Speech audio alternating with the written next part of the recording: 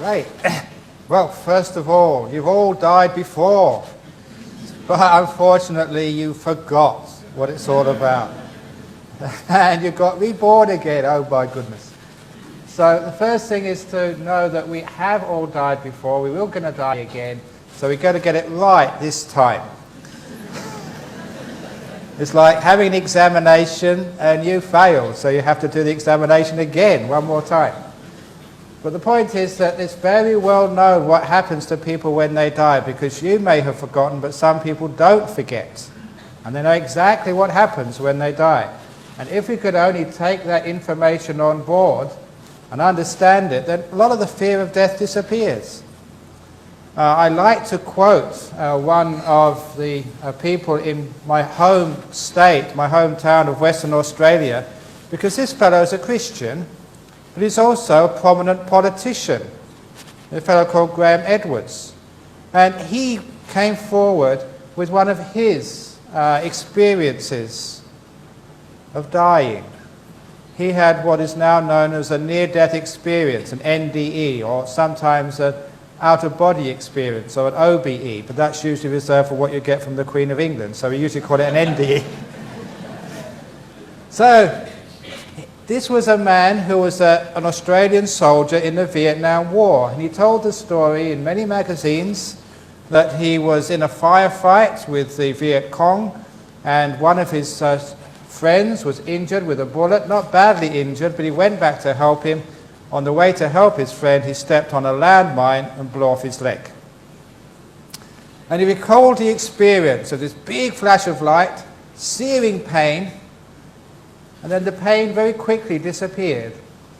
And he found himself, in his own words, floating above the paddy fields of Vietnam without a care in the world.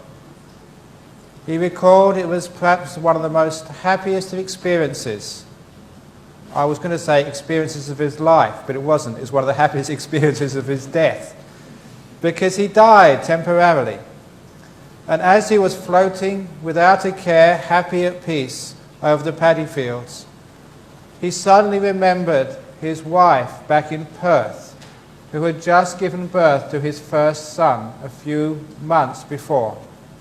And he thought that it's not the right time to abandon both his wife and his newborn son. So he willed himself back into the body.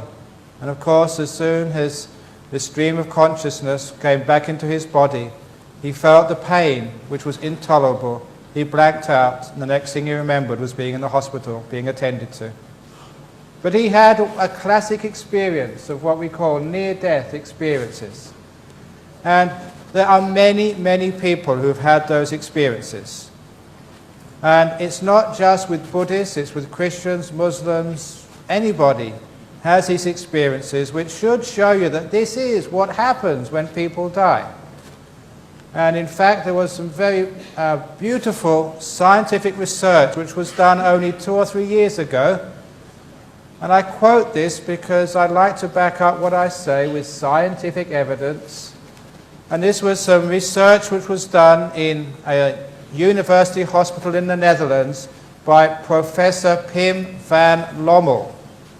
I say that very carefully so you can look it up on the internet if you wish. And his research was published in no less a journal than The Lancet, the journal of the British Medical Association. Now, you don't get an article in these magazines unless your science is impeccable. But his particular field of study was near-death experiences.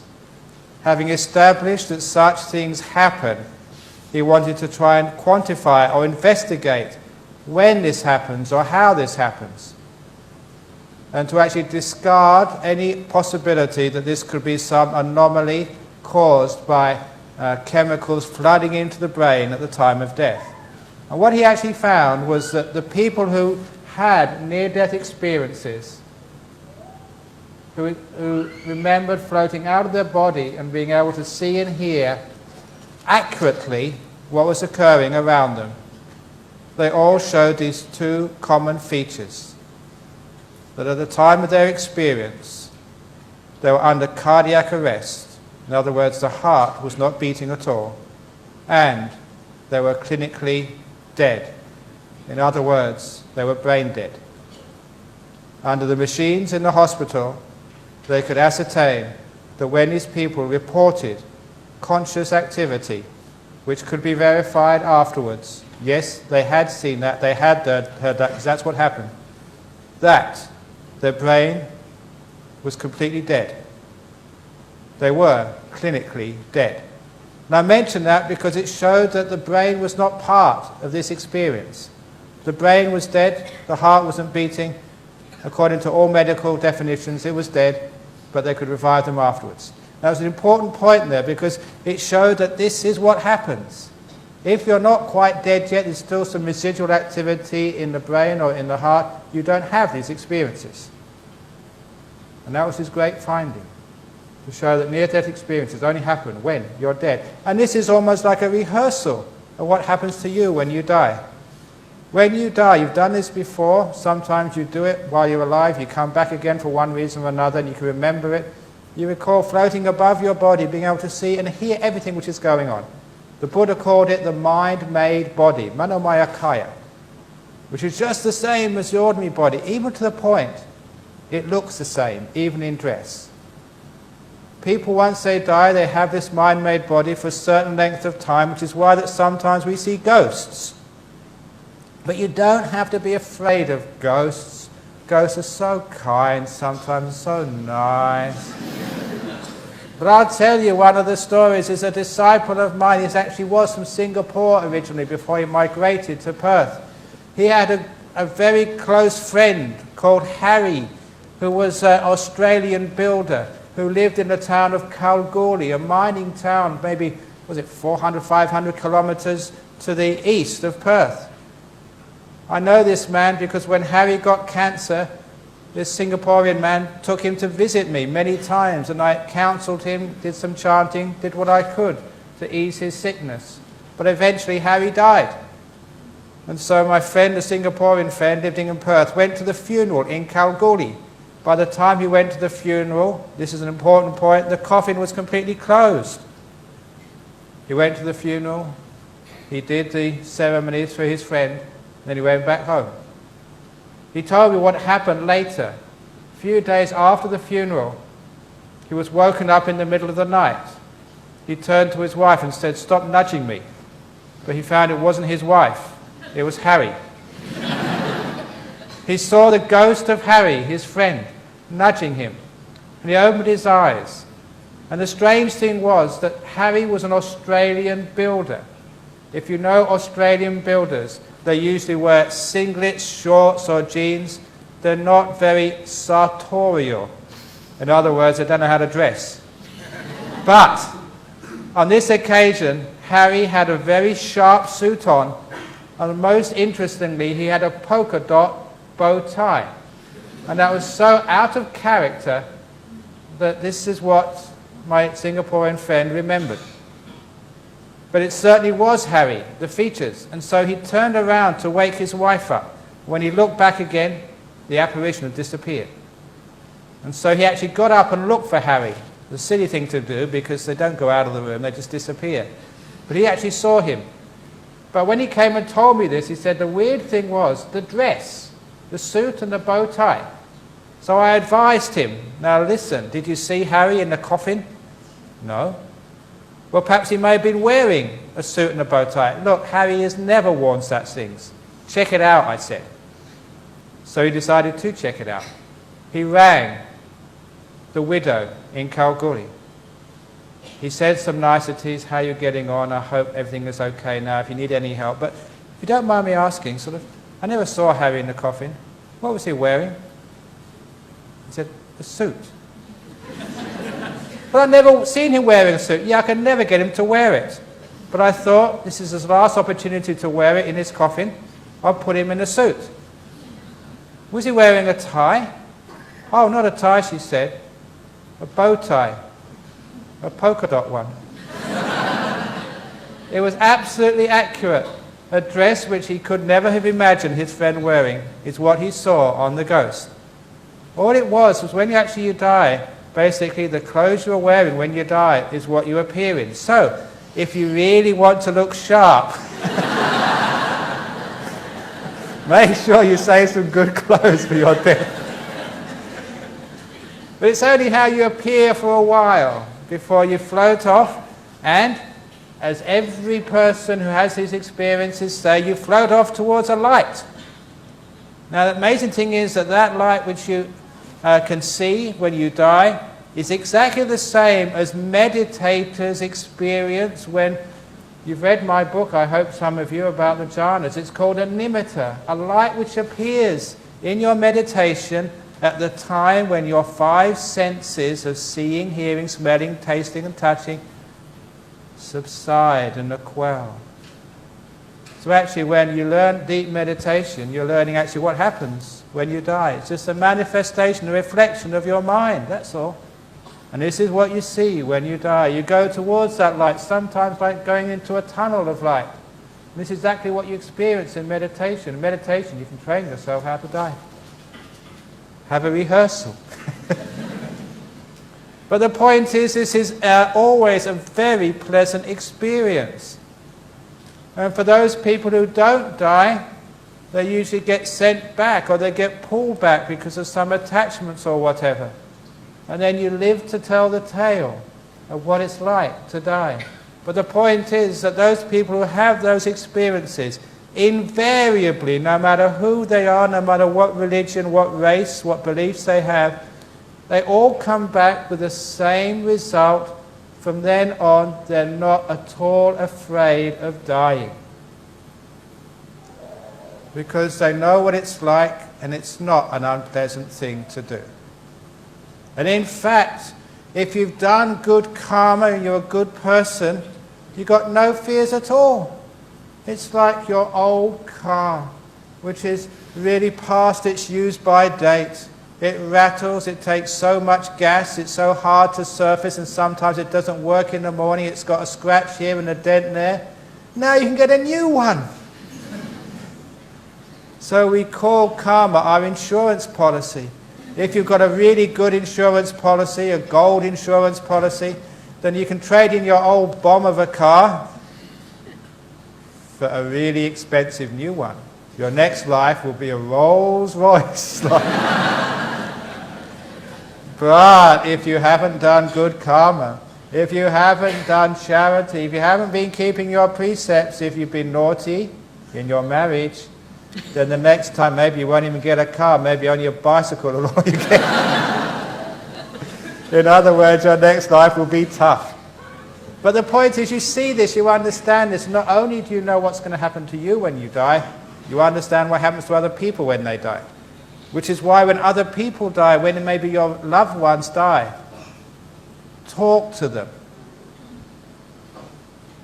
When they're dead in the coffin, do not think they can't hear what you're saying. They can't see what you're doing. So don't argue over the will. Someone will be watching. And if the person, you feel you want to free them and liberate them because their time on this earth is finished, don't hang around. You're free now. You're free of your body and the pain of the body. You're free of the sickness. Please be free of the worries. Please liberate them. It's like when you take someone off at the airport. You wish them goodbye. Sometimes they don't want to go. They're waving, you're waving, they're crying, you're crying. Oh, don't go, but I have to go. It's the last call. Sometimes they can miss their plane, and that's what happens when you die. If you cry too much, they miss their plane. They can't go to heaven. So please wave them off and let them go. Because that's the important point at a death. Whether it's your death or other people's death, it has to be a letting go. And it should be a very beautiful letting go. Those of you who've read my book would know this story, and I can't improve upon this story. That's why I love repeating it. It's a story, the simile of a concert. It's the best metaphor which I've managed to find about how to deal with your death and other people's death. It's a simile came for when my own father died when I was 16, and I loved that man. He was both a mentor, a father, a teacher. I never realized how lucky I was to have a man like that as my father. And so when he died, I never felt sad. It seems strange, but I never felt sad at all, or cried when my father died, even though I loved him as much as any son has loved a father. It was so unique that I wondered what was going on in my own mind. And it took me many, many years to understand my emotions and my feelings. But the experience and investigating those feelings was very rewarding, because I came up with a simile which I not only wrote in my book, which I'd told at so many funeral services. I told at talks. And it's very effective to heal the pain of grief and the fear of death. It's something which is a very deep story, and the most important, it works. It gets deep into your mind, into your heart, and changes the way you look at life. It's a story of a concert. When I was a young man, growing up in London, I loved music. Every type of music, classical music, folk music, rock music, jazz. I had wonderful memories of that time in London, seeing great bands, great musicians. And I saw the first performance of Led Zeppelin. It's a great band. I saw Rod Stewart when he was only an unknown, and only about half a dozen of people turned up to watch him. And he was much closer than Angie is to me here. Now you have to pay thousands of dollars to get that close to these big stars. But the one thing I remember from going to those great concerts, after the concert was about, when the concert was about to end, you'd stand up and you'd shout for more. And always the band or the orchestra would play on a little bit. It was like when my father got very sick. We were around his bedside, shouting for more. But eventually the orchestra had to finish. The band had to pack up and go home. And so did I. And I remember very clearly the cold, gloomy, wet London nights, maybe 11 o'clock, 12 o'clock at night. And going out of that concert hall into the gloom of London, knowing that you would never hear such a performance again. Never once did I feel sad. I never cried after a great performance.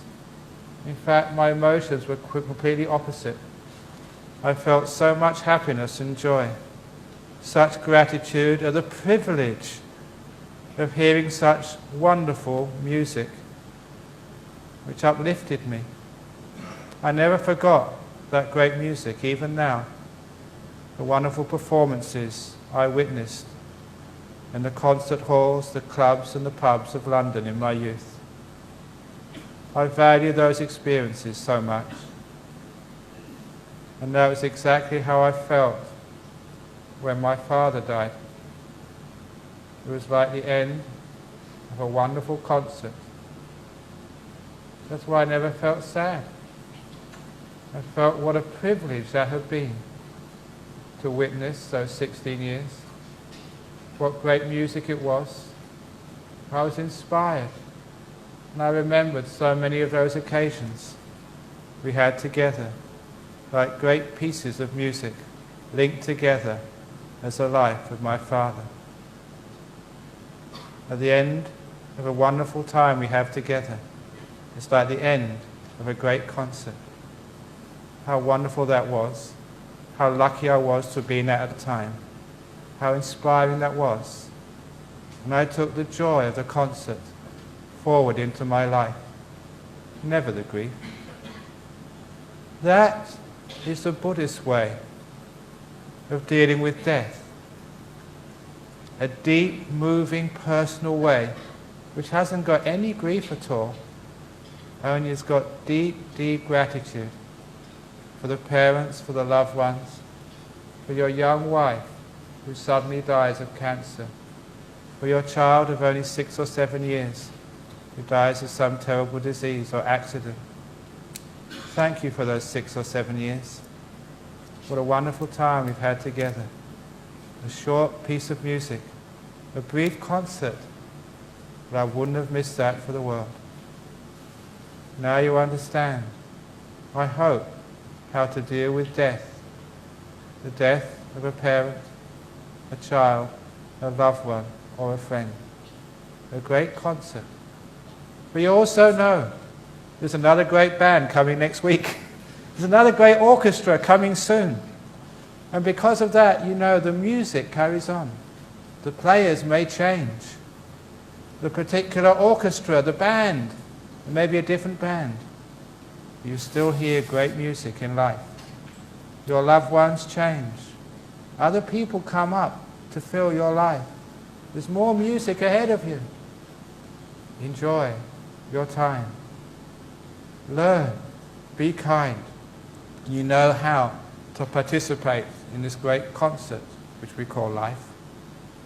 And that way, there's never any sadness with death. There's a sense of its deep meaning.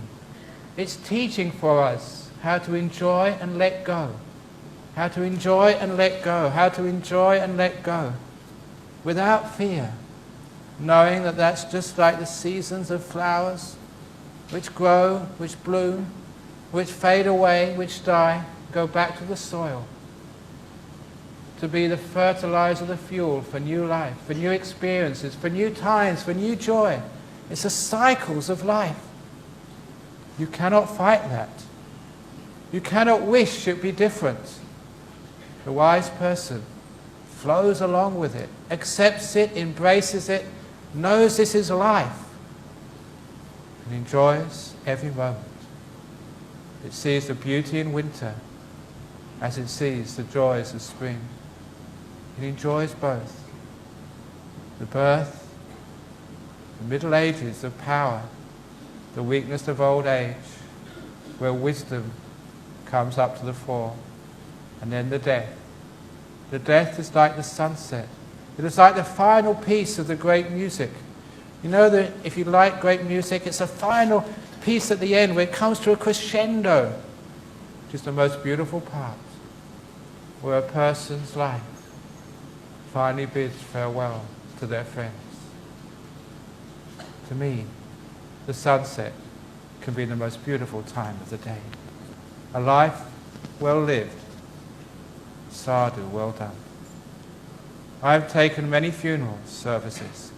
When it's a funeral service of a good person, someone who's used their life well, I feel happy.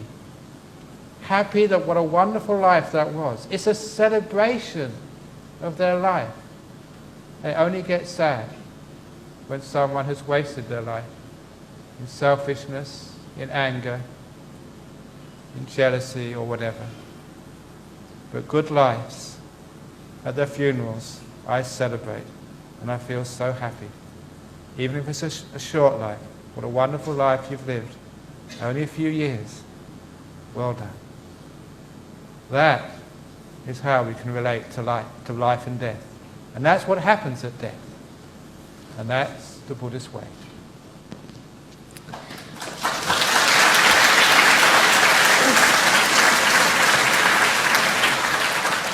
Thank you, Ajahn Brahm. It is said that the last moment before death is very important. So how does one try to have a certain amount of peace, to have a good rebirth based on the last moment of death? Okay, the last moment of death is the most important. It's crucial. But be careful. Some people think that that means you can go and do whatever you like, but make sure the last moment's a good one. Unfortunately, the last moment is a sum total of all that you've ever done before. I don't know if any of you have ever had those experiences when you have come close to death. You've had your life passing by in front of you. I know that's a cliche, but that happened to me when I was just, about 18 or 19. Walking along the cliffs in Scotland by myself, I lost the path, I fell over a cliff. I had a heavy rucksack on my back, my body twisted around, and I was face to face with this cliff. It went past me, vertical cliff, past me. I really thought I was going to die, because it was just such a huge drop. Time and time again, it was like endless drop. And then, my short life, around 18, 19 years, the main events, you saw them all. And in this endless time of dropping, I felt solid ground under my feet. I bent my legs to take the fall. And stood up. I wasn't injured at all. It was a miracle. Then I found out why. I looked up, the cliff was only about 6 or 7 feet.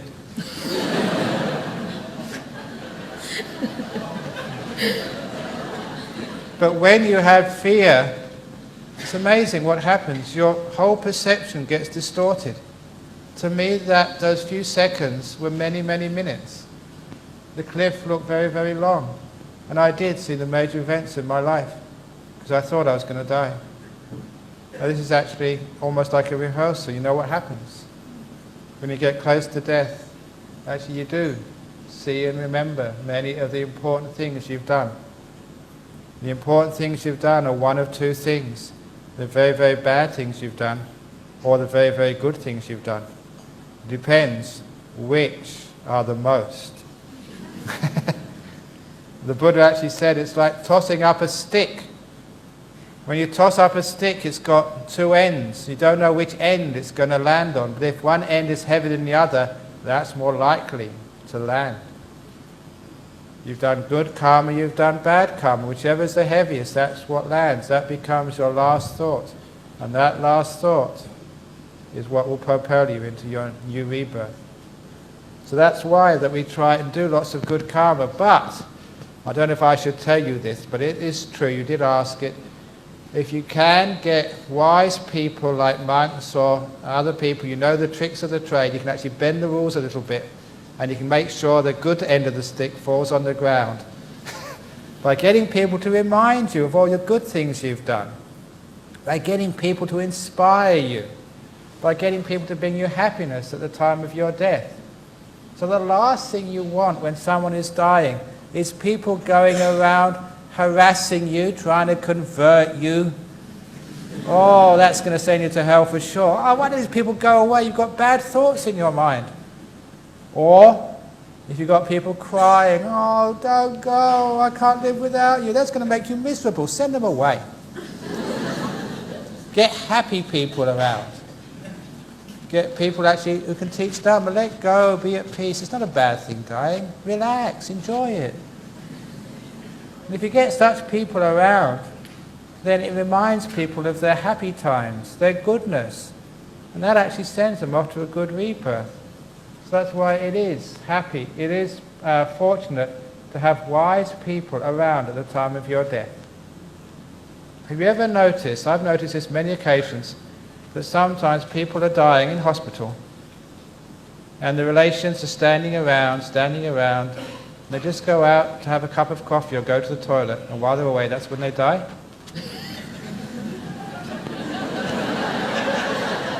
They're waiting to get rid of you. And it's true, because the last thing they want is your emotional problems. Now, they've dealt with those all their life. Now leave me alone. If you can't help, don't be part of the problem. Get out. So it's important to be a positive around someone who's dying. Remember, this is not for you. It's not what you want or how you feel. It's not your grief. Oh, I can't stand it without you. Don't be so selfish when someone is dying. This is their moment. This is their time. It's important for them. So you build them up. Let them go. Early on in my monk life, one of the most moving experiences was when I was counseling this young man in his 30s, and his young wife. He had cancer. He was dying. 1 or 2 days to go. Actually, only about half a day to go, as it turned out. And as they went in their bedroom, was talking to them, looked at the guy, looked at her. I figured out straight away what the problem was. I told her, have you given him permission to die yet? She understood. Without saying anything to me, she climbed onto the bed, put her arms around his, you know what it's like when you have cancer, really thin and wasted body, gave him a hug and a kiss, looked right into his eyes, and said, darling, I give you permission to die. You can go. Don't hold on for me. I let you go. It was a very beautiful moment because she said it from the heart. She meant it. And he understood that was what was keeping him in this very painful and heavy body. He loved her. He didn't want to hurt her. He was hanging on for her. And in that few words, she let him go. He relaxed, and I think in about 12 hours he died. Imagine that was you. You were wanting to die, your body was falling apart, it was time to go. You hold on because the last thing you want to do is to hurt your loved ones, people you really care about.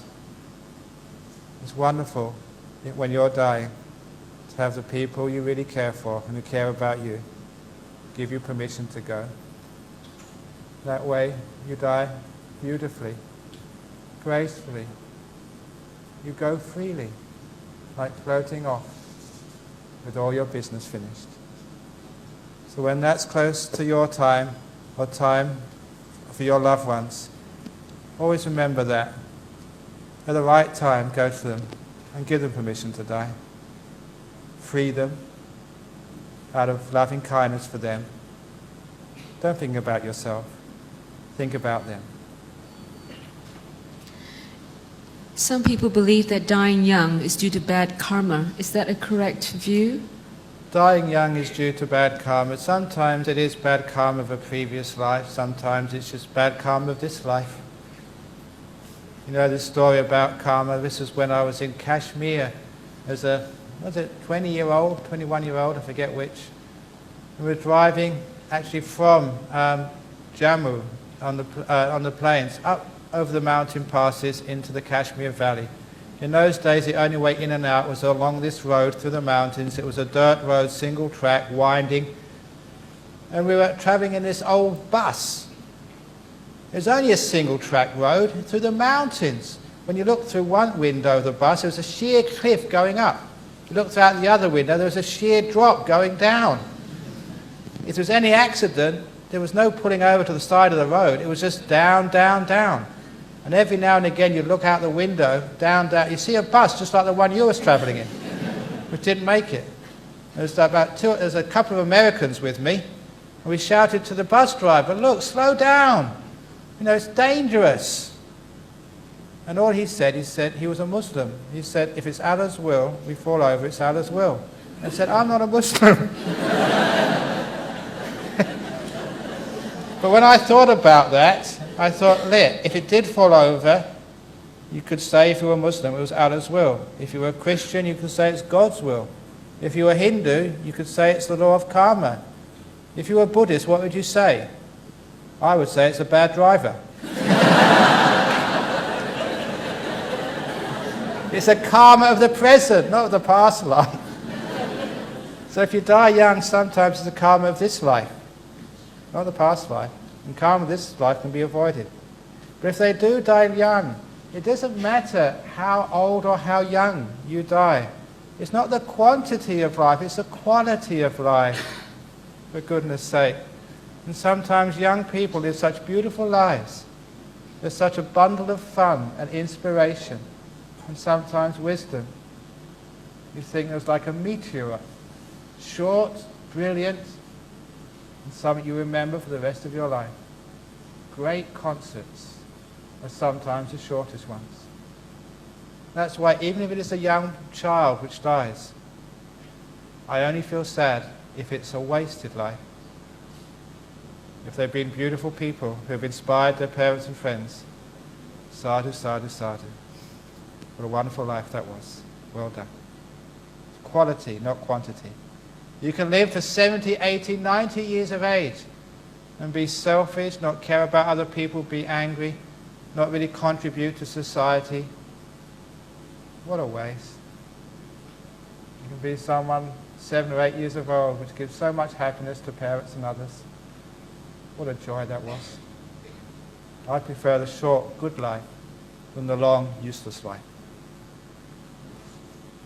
What is the best way to honor the departed ones? Because there's ancestral worship in Chinese tradition. Is that a good way, or is that a Buddhist way as well?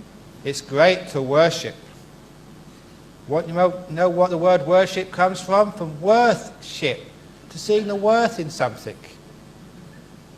So you see the worth in your parents, in your ancestors, which means you value just what they went through to bring you here. And look at this country of Singapore. Look at this building here. Just how many people gave donations, worked hard, strived, or the organizers who made it possible for this building to be here. We have gratitude for those people who've actually done something for society, who's done something for others. We see what was really worthy in their lives. So when somebody dies, I'm not sure what the funeral services are like in Singapore, but it seems the modern funeral services in the West, in countries like Australia, are mostly taken up with eulogies, where members of the family or even friends get up and say the things they remembered most about the person's life. The good times they had together, the things which they really remembered. Those are wonderful ways of having a funeral service, because you celebrate all their goodness. You take what is really worthy of their lives and you present it in public to everybody. And so people feel really inspired. You know what was really worthy. And when you celebrate, when you bring up to focus what's really worthy, you find people imitate it. They repeat it. By worshipping someone, by remembering what's worthy, we tend to become worthy ourselves. Which is why we worship the Buddha. When you bow 3 times, what does that mean? When I bow 3 times to a Buddha, I'm not bowing to a lump of metal. I'm bowing to what the Buddha represents. When I bow to a Buddha, the first bow is for purity. Purity of conduct, the virtue. The second bow, I bow to peace. Because I worship peace, just as I worship purity. And lastly, I worship the wisdom and compassion of a Buddha. I worship wisdom, I worship compassion. And so when I bow to that, when I worship it, the more I worship those qualities, the more those qualities appear in me. In exactly the same way, about 6 years ago, was it? There was a fellow called David Beckham, who many kids worshipped, so much so they started, no, it wasn't Beckham, it was Ronaldo. So I saw even in Singapore, they started having his hair cut. They worshipped him so much, they cut their hair like their hero. That's why I cut my hair like this, because I worship him. So I wear his fashions, just like people wear Beckham fashions. Whatever you worship, you tend to imitate. So worshipping ancestors is worshipping the good. Those things in your ancestors which inspire you. And when you worship those qualities, not the person, but the qualities, that's why you should never worship Ajahn Brahm. You should worship what Ajahn Brahm stands for. So there's no sort of person in here, it's anatta. I was taught that actually when I was a young monk. Now, just from a country like England, just as a young man, I got ordained as a monk, and before I knew it, people were bowing to me. I had to tell them, I said, listen, it's all right to bow to the Thai monks, but don't bow to me, I'm an Englishman, I'm not into that. And then this Thai man told me, he could speak English, he said, look, we're not bowing to you, we're bowing to what you represent, the brown robe. And actually, when he told me that, I suddenly found I was quite disappointed.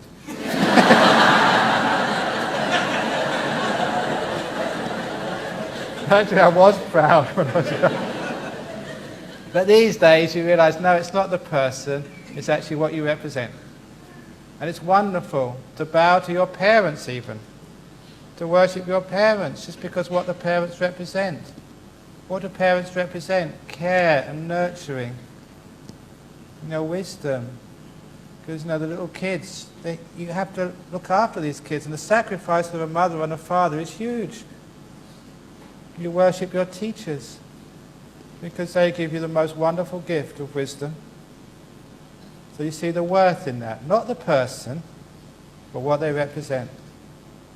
So, ancestor worship, the worship of teachers, the worship of your religious figures, You worship someone who really stands up, like a Mandela or a Gandhi, which inspires you. Worship them, and you'll find you'll imitate their teachings.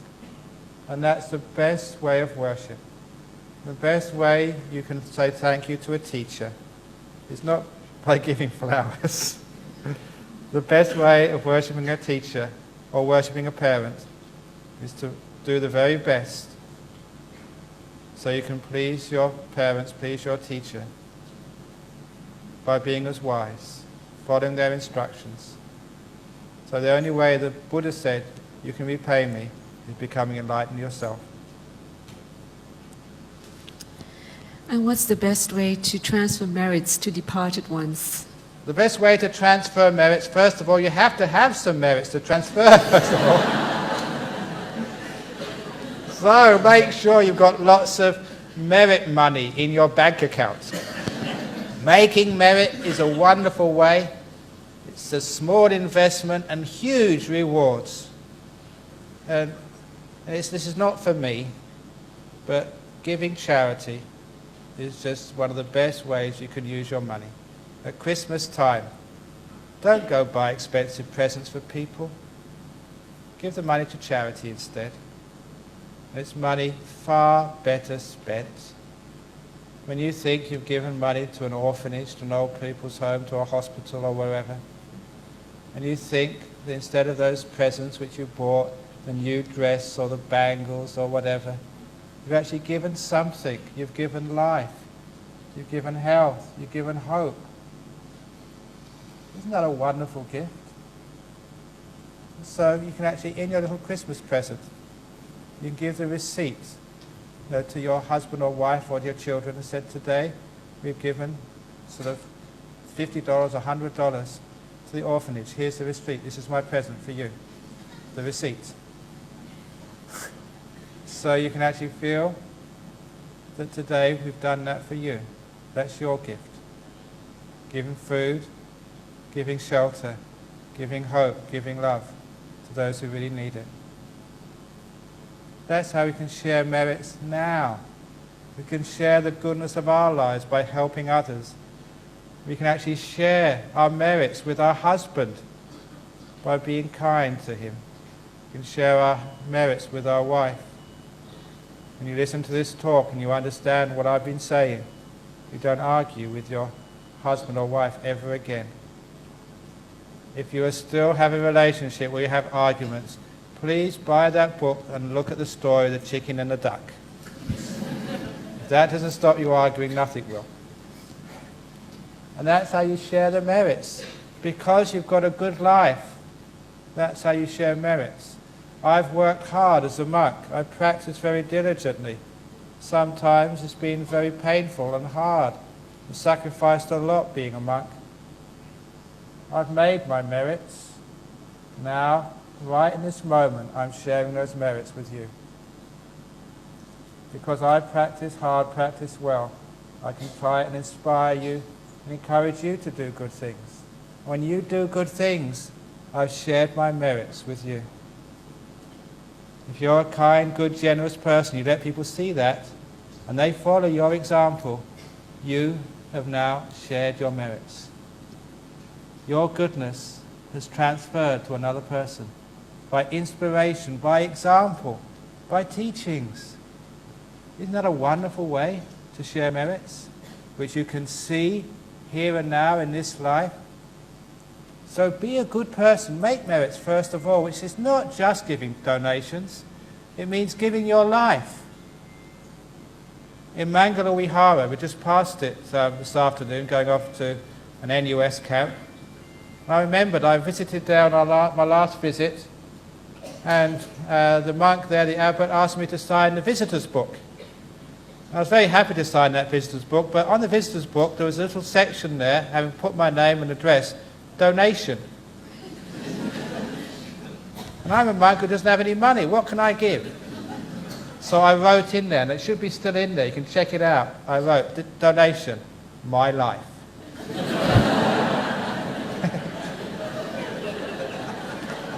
So I give my life to the Buddha. So that's a great donation to give. And it gives me so much happiness to give that much.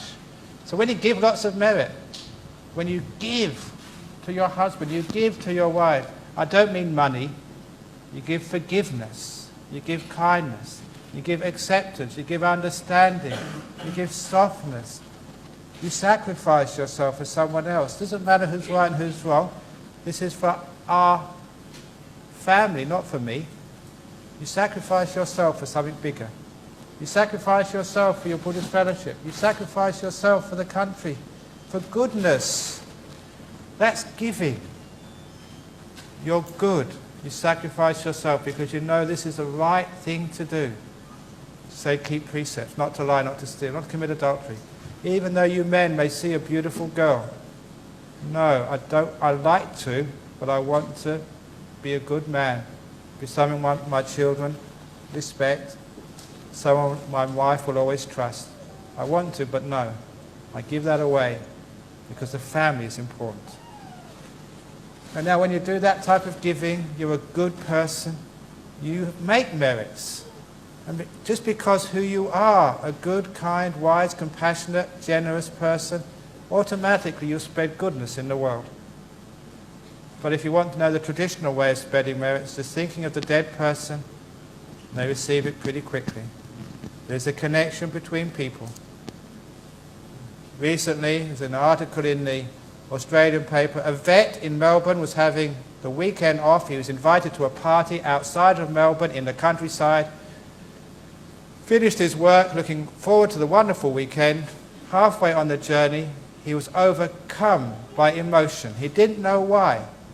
He had to stop the car in the middle of the highway, pull to the side of the road, and he wept for about 10 minutes. And he couldn't understand why he was feeling so sad. There was no reason. It was Friday night, the weekend in front of him, a wonderful party with his friends for the weekend. But he couldn't help himself. He had to cry his eyes out. After 10 minutes, when the tears began to subside, wiped his eyes, got back into the car, and very carefully, slowly at first, until he got his senses back, he drove to the party. When he got to the house, there was a message waiting for him. At the exact moment when he got overcome by emotion, his dog had been run over by a car in Melbourne. About 100 kilometres away, he could feel, he didn't know why, he could feel the death of his beloved pet. That may have happened to you many times. Maybe a family member or a loved one. They may be a long way away, maybe on the other side of the world, in New York or London. Something happens to them and you know, you feel it. Very common. There is a connection in the way of the mind between our loved ones, the people we've associated with a lot. You feel it. That connection is still there after death. If you've got a very close loved one, you can connect with them. When you send them that merit, they feel it, they know it, they rejoice, they receive. That's how it works. It does work. The Buddha talked about 31 realms of existence. Could you explain that, and how do you know which realm you'll end up in? Wow, that's a big question. 31 realms of existence. It all depends on one's character. Just in short, if you're an angry character, usually go to the hell realms. Look at anyone who gets angry. What do they look like? A monster. That's what they look like. So where do monsters go? Monsters go where monsters go. Hell. If you're very, very greedy, selfishly greedy, don't share anything, where do you go? The realm of the hungry ghosts. The hungry ghosts, that's just a symbol in Buddhism. Small mouths, big stomachs. They can never eat enough. Just like some big rich people. No matter how much money they earn, their bank account is never big enough. They have to keep on putting more in. They can never earn enough. They're never rich enough. My goodness, when can you retire? How many millions do you need? How many billions? Why does Bill Gates still have to go to work? It's crazy. He should retire and enjoy himself. Look, I retired at 23.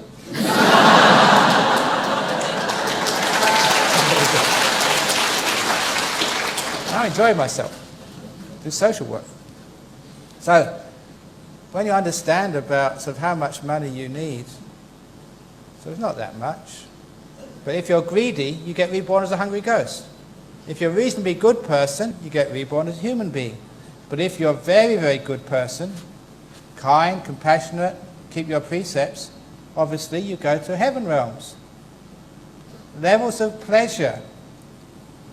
But if you keep your 5 precepts, but you still like sexuality, those types of sensual joys, you go to the sensual realms. If you like creativity, you go to the realms of creativity. You know that higher than the sensual pleasures is like being the aesthetes who like fine music or like fine paintings, the artistic pleasures, which is another realm higher. Higher than that is the realm of, it's interesting, power, control. That's actually why people like Bill Gates keep on working. It's not for the money, it's for the power. And power is an aphrodisiac which is even stronger than sex. So that's actually a higher pleasure, and that's actually the realm of power. And you know that the old saying, power corrupts, and absolute power corrupts absolutely. And the one person you may remember, if you're a Buddhist, in that realm, who's been corrupted, no, it's a higher heavenly realm that's been corrupted, is Mara. The Buddhist idea of a devil. Mara is in the realm of those who wield power over others. In modern speak, he is the control freak. The one who's completely opposed to letting go. Control, letting go are opposites. That's why Mara hates monks. Because we teach letting go. Ugh, shut up, you monk. It's the opposite of controlling. This is freedom. And what's above that freedom? Instead of controlling, it's love. Now, this is actually freedom. The same if you control your partner, control your people who work for you. If you're a control freak, you don't get much happiness. It's the opposite of love. Love is the door of my heart's open to you no matter what you do. That's not controlling. That's freeing. That's true love. What about how you deal with yourself? Are you a control freak to yourself? Come on, me, do this. Give a better talk. Sit up straight. That's controlling. To love oneself means to say to yourself, whoever I am, whatever I've done, the door of my heart is open to me. To give yourself freedom. To give yourself love. When you give yourself that degree of freedom, you go to the happiness of the Brahma realms. Those are realms of freedom. They're also realms based on the deep meditation. Higher and higher bliss realms. And some of those heavenly realms, some of you would not believe just how they exist. They feed on joy. That's what these heavenly realms depend upon, not on food. They subsist on just the joy. That's what keeps them going. Bliss upon bliss upon bliss. And some of those heavenly realms last for eons. You get to that sort of heavenly realm, you can't receive any merit from other people because you're just too blissed out. It's like a person being in a deep meditation. You can't hear anything, you can't receive anything. But they're beautiful realms. All because of love, freeing, letting go. The highest of happinesses. So all these heavenly realms, you can see them all in this very life. States of mind which you can experience either through greed, hatred, fear, through just being a virtuous good person, a very good person, an aesthete, power, love, freedom. All those mental states correspond to the different levels of those 31 realms of existence. That's what the heaven realms are. You experience them now at the time of your death. You can stay in those realms. The higher the realm, the more stable they are, the longer they last. That's what those realms are. Ajahn Brahm, in Buddhism we often talk about that it's based on our karma. That means our good deeds or our kind words that we go to a certain good realm. But sometimes we're offered shortcuts, right? We can either keep just doing chanting, calling a particular name, and we'll get there, or perhaps we take salvation in a god or whatever and And, when we die, we'll just go there anyway. So why all the effort? Okay, shortcuts. If anyone's ever taken a shortcut, you always arrive late. I was late today because my driver got a bit lost.